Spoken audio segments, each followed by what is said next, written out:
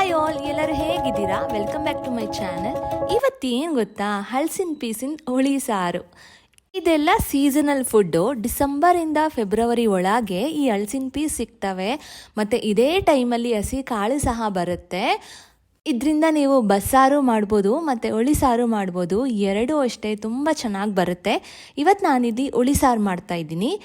ನೋಡಿ, ಸಾಂಬಾರು ಮಾಡೋದಕ್ಕೆ ನಾನಿಲ್ಲಿ ಒಂದೆರಡು ಈರುಳ್ಳಿನ ಸಣ್ಣದಾಗಿ ಹಚ್ಚಿಟ್ಕೊಂಡಿದ್ದೀನಿ. ಒಂದು 3-4 ಟೊಮೆಟೊನ ಸಣ್ಣದಾಗಿ ಹಚ್ಚಿಟ್ಕೊಂಡಿದ್ದೀನಿ. ಸ್ವಲ್ಪ 1 ಕಪ್ ಕಾಯಿ ತುರಿ ಮತ್ತು ಒಂದು ನಿಂಬೆ ಗಾತ್ರದ ಹುಣಸೆ ಹಣ್ಣು, ಹುಳಿ ಸಾಂಬಾರಿನ ಪುಡಿ, ಸಾಂಬಾರು ಪುಡಿ ಮತ್ತು ಸಣ್ಣದಾಗಿ ಹಚ್ಚಿಟ್ಕೊಂಡಿರೋ ಹಲಸಿನ ಪೀಸ್ಗಳು ಮತ್ತು 1 ಬಟ್ಲು ಹಸಿ ಕಾಳು. ಈಗ ಒಂದು ಕುಕ್ಕರ್ಗೆ 2-3 ಸ್ಪೂನ್ ಎಣ್ಣೆನ ಹಾಕೊಳ್ಳಿ.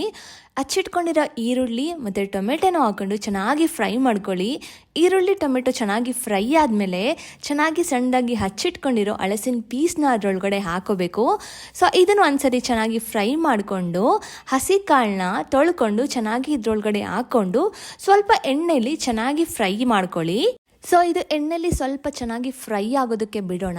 ಪಕ್ಕದಲ್ಲೇ ಖಾರಕ್ಕೆ ಒಂದು ಮಿಕ್ಸಿ ಜಾರಿಗೆ 1 ಈರುಳ್ಳಿ,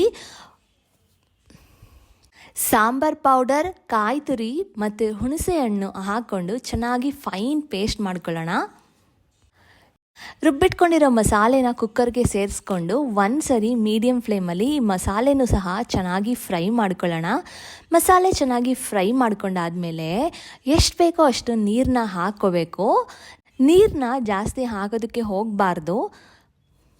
ಮಸಾಲೆ ಚೆನ್ನಾಗಿ ಫ್ರೈ ಆದಮೇಲೆ ಸಾಂಬಾರು ಕ್ವಾಂಟಿಟಿಗೆ ತಕ್ಕ ಹಾಗೆ ಸ್ವಲ್ಪ ನೀರನ್ನ ಹಾಕ್ಕೊಳ್ಳಿ. ತುಂಬ ನೀರನ್ನ ಸೇರಿಸ್ಕೋಬಾರ್ದು. ಸೊ ಈ ನೀರಿನ ಜೊತೆಗೆ ಎಲ್ಲನೂ ಚೆನ್ನಾಗಿ ಮಿಕ್ಸ್ ಮಾಡಿಕೊಂಡು 1 ವಿಷಲ್ ಕೂಗಿಸ್ಕೊಂಡ್ಬಿಟ್ರೆ ಹಲಸಿನ ಪೀಸಿನ ಸಾಂಬಾರು ರೆಡಿನೇ ಆಗಿಬಿಡುತ್ತೆ. ನೋಡಿ, 1 ವಿಷಲ್ ಆದಮೇಲೆ ಹಲಸಿನ ಪೀಸು ಎಷ್ಟು ಚೆನ್ನಾಗಿ ಕುಕ್ ಆಗಿದೆ. ಇದನ್ನು ವಿಷಲ್ ಕೂಗಿಸ್ತೇನೂ ಸಹ ಬೇಯಿಸ್ಕೋಬೋದು, ಬಟ್ ಬೇಯೋದಕ್ಕೆ ತುಂಬ ಸಮಯ ತಗೊಳ್ಳುತ್ತೆ. ಕುಕ್ಕರಲ್ಲಿ 1 ವಿಷಲ್ ಕೂಗಿಸ್ಕೊಂಡ್ಬಿಟ್ರೆ ಈ ಸಾಂಬಾರು ಬೇಗ ಕ್ವಿಕ್ಕಾಗಿ ಆಗೋಗ್ಬಿಡುತ್ತೆ. ಈ ಸಾಂಬಾರು ಅನ್ನ, ಮುದ್ದೆ ಮತ್ತು ಚಪಾತಿ ಎಲ್ಲದಕ್ಕೂ ಬೆಸ್ಟ್ ಕಾಂಬಿನೇಷನ್ ಅಂತಲೇ ಹೇಳ್ಬೋದು. ನಿಮಗೇನಾದರೂ ಹಲಸಿನ ಪೀಸ್ ಸಿಕ್ಕಿದ್ರೆ ಡೆಫಿನೆಟಾಗಿ ಈ ಹುಳಿನ ನೀವು ಟ್ರೈ ಮಾಡಿ. Thank you for watching. ದಯವಿಟ್ಟು ಚಾನಲ್ಗೆ ಸಬ್ಸ್ಕ್ರೈಬ್ ಮಾಡ್ಕೊಂಡು ನೋಡಿ.